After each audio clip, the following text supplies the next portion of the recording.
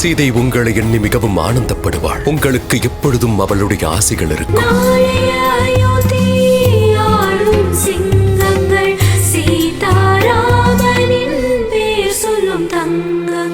எதற்காக ராமர் எல்லோரையும் தன்னை விட்டு விலக்கி வைக்கிறார்?